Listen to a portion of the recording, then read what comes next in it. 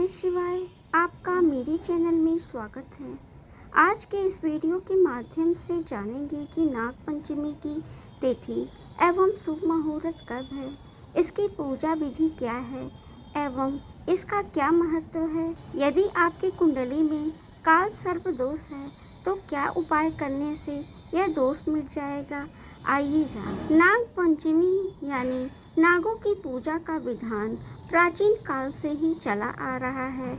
जैसा कि आप देखते होंगे कि स्वयं भगवान विष्णु शेष नाग की सैया पे विराजते हैं एवं नीलकंठ महादेव के गले में स्वयं नागराज विराजमान है। इससे नागों की पूजा का परंपरा यानी नाग पूजा का महत्व आप जान सकते हैं। नाग पंचमी के दिन पूजा करने से आध्यात्मिक शक्ति, अपार धन एवं मनोवांछित फल की प्राप्ति होती है, लेकिन यह पूजा सच्चे हृदय, सच्ची कामना के साथ आपको करनी चाहिए। आइए जाने नाग पंचमी की तिथि एवं शुभ मुहूर्त। इस वर्ष सावन शुक्ल पंचमी तिथि 21 अगस्त को रात्रि 12:21 से शुरू होगी। इसका समापन 22 अगस्त को दोपहर 2 बजे से होगा। ऐसे में उदया तिथि के अनुसार नाग पंचमी का त्यौहार 21 अगस्त दिन सोमवार को मनाया जाएगा। आइए जानें नाग पंचमी के दिन किस प्रकार से पूजन करना चाहिए। इस दिन सुबह ब्रह्म मुहूर्त यानी सुबह सुबह उठकर स्नान आदि से निवृत्त होने के बाद स्वच्छ वस्त्र धारण कर लें और पूजा का संकल्प लें पूजा घर में। उसके बाद एक थाली में हल्दी, रोली, चावल यानी अक्षत, फूल, दीपक और दूध और लावा रख लें। मंदिर में जाकर के ये नाग देवता को यानी शिव जी के मंदिर में, या अगर नाग देवता का कोई मंदिर हो तो आप उसमें जाएं, लेकिन शिव जी के मंदिर में जाकर नाग देवता उनके शीर्ष में यानी गले में जो विराजमान हैं उनको फूल, अक्षत, हल्दी अर्पित करें और धूप दीप दिखाएं, रोली चढ़ाएं, उनका पूजन करें, सच्चे हृदय से अपनी कामना को व्यक्त करें, दूध और लैया चढ़ाएं। उसके बाद एक कटोरी में यानी बट्टे में दूध लैया लेकर के एक किनारे रख दें, शांत जगह में पेड़ के नीचे, यानी नाग देवता के लिए ये भोग रख दें। उसके बाद आपको घर पे आना है। घर पे गाय के गोबर से घर के दरवाजे के बाहर नाग नागिन का जोड़ा बनाना है। उसको अक्षत, फूल, कुमकुम, रोली, हल्दी से लगाने के बाद धूप दीपक दिखाने के बाद पूजा करें और वहाँ पर भी दूध लावा अर्पित करें। इस तरह से नाग पंचमी की पूजा करें। इस दिन राग, द्वेष, ईर्ष्या की भावना से रहित होकर सच्चे हृदय से नागों की पूजा करने से आपको अपार शक्ति, अपार धन एवं अपार समृद्धि की प्राप्ति होगी। आइए जानें नाग पंचमी का क्या महत्व है। पुराणों के अनुसार नाग पंचमी के दिन सच्ची श्रद्धा, सच्ची भावना से नागों की पूजा करने से आपके घर में सुख समृद्धि के साथ साथ नाग भय से मुक्ति प्राप्त होती है। आइए जानें यदि आपकी कुंडली में काल सर्प दोष है तो उसका क्या उपाय करने से यह दोष दूर हो जाएगा। इस दिन चांदी के नाग नागिन का जोड़ा बना करके आपको उसकी पूजा करके मंदिर में उसको ब्राह्मण को दान में दे देना है। इस तरह से करने से काल सर्प दोष दूर होते हैं। और एक नाग का चांदी का शिवलिंग पे पूजा करके अपने मध्यमा उंगली में उसे धारण करें। इस तरह से काल सर्प के दोष की जो भी आपके जीवन में बाधाएं आ रही हैं वो सभी दूर होंगी।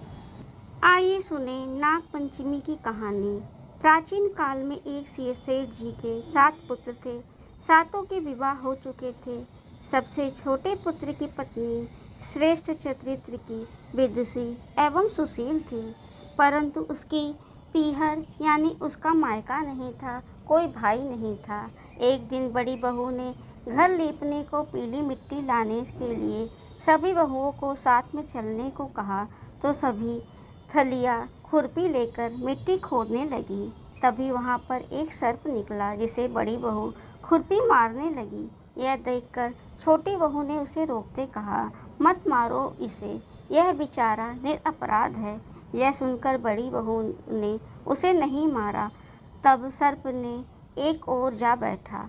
तब छोटी बहू ने उससे कहा, हम अभी लौट कर आते हैं, तुम यहाँ से मत जाना। यह कहकर वह सबके साथ मिट्टी लेकर घर चली गई। वहाँ काम काज में फंसकर सर्प से जो वादा किया था वह भूल गई। उसे दूसरे दिन वह बात याद आई। तब सबको लेकर वहाँ पहुँची। सर्प को उस स्थान में बैठा देखकर बोली, सर्प भैया नमस्कार। सर्प ने कहा, तू भैया कह चुकी है, इसलिए तुझे छोड़ देता हूँ, नहीं तो झूठी बात कहने के कारण मैं तुझे अभी डस लेता। वह बोली, भैया मुझसे भूल हो गई, उसकी क्षमा मांगती हूँ। तब सर्प बोला, अच्छा तू आज से मेरी बहन हुई, मैं तेरा भाई हुआ, तुझे जो मांगना हो मांग ले। वह बोली, भैया मेरा तो कोई नहीं है, अच्छा हुआ जो तुम मेरा भाई बन गया। कुछ दिन व्यतीत होने पर वह सर्प मनुष्य का रूप धारण कर उसके घर आया और बोला कि मेरी बहन को भेज दो। सबने कहा, इसके तो कोई भाई नहीं था। तो वह बोला, मैं दूर के रिश्ते में इसका भाई हूँ, बचपन में ही बाहर चला गया था। उसके विश्वास दिलाने पर घर के लोगों ने उसको छोटी बहू को उसके साथ भेज दिया।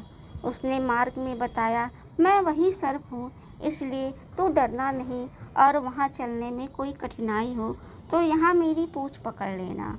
उसने कहे अनुसार वैसा ही किया। इस प्रकार से वह घर पहुँच गई। वहाँ के धन ऐश्वर्य को देखकर वह चकित हो गई।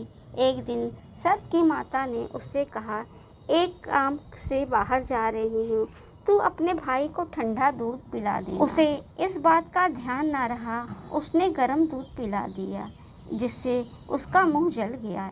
यह देखकर सर्प की माता बहुत क्रोधित हुई, परंतु सर्प के समझाने से वह शांत हो गई। तब सर्प ने कहा कि बहन को अब उसके घर भेज देना चाहिए। तब सर्प और उसके पिता ने उसे बहुत सोना चांदी जवाहरात वस्त्र आभूषण देकर उसे घर पहुंचा दिया। इतना ढेर सारा धन देखकर बड़ी बहू ने ईर्ष्या से कहा, भाई तो तेरा भाई तो बहुत धनवान है, तुझे तो उससे और भी धन लाना चाहिए। सर्प ने यह वचन सुना तो सब वस्तुएं सोने की लाकी दे दी। यह देखकर बड़ी बहू ने कहा, इन्हें झाड़ने की झाड़ू भी सोने की होनी चाहिए। तब सर्प ने झाड़ू भी सोने का लाकर रख दिया। सर्प ने छोटी बहू को हीरा मणियों से एक अद्भुत हार दिया। उसकी प्रशंसा उस देश की रानी ने भी सुनी। तब वह राजा से बोली कि सेठ की छोटी बहू का हार यहाँ आना चाहिए। राजा ने मंत्री को हुक्म दिया कि उसे वह हार लेकर शीघ्र ही उपस्थित हो। मंत्री सेठ जी से जाकर कहा कि महारानी जी छोटी बहू का हार पहनेंगी, वह उसे लेकर मुझे दे दो। सेठ जी डर के कारण छोटी बहू से वह हार मांगकर उसे दे दिया।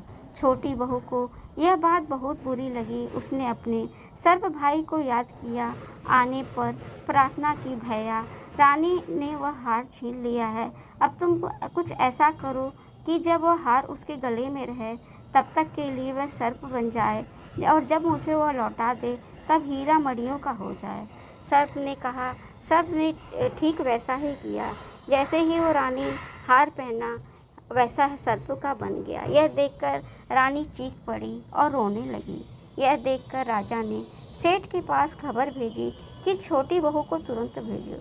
सेठ डर गए कि राजा ना जाने क्या करेगा। वह स्वयं छोटी बहू को साथ लेकर राज दरबार में उपस्थित हुए।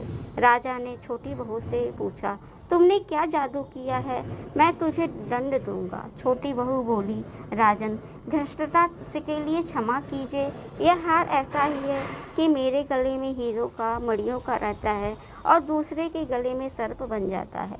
यह सुनकर राजा ने वह सर्प का बना हार देकर कहा, अभी पहन कर दिखाओ। छोटी बहू ने जैसे ही उसे पहना वह हीरा और मणियों का हो गया। यह देखकर राजा को उसकी बात का विश्वास हो गया। उसने प्रसन्न होकर उसे बहुत सी मुद्राएं और पुरस्कार दी और छोटी बहू अपने हार और मड़ियों सहित अपने घर लौट आई।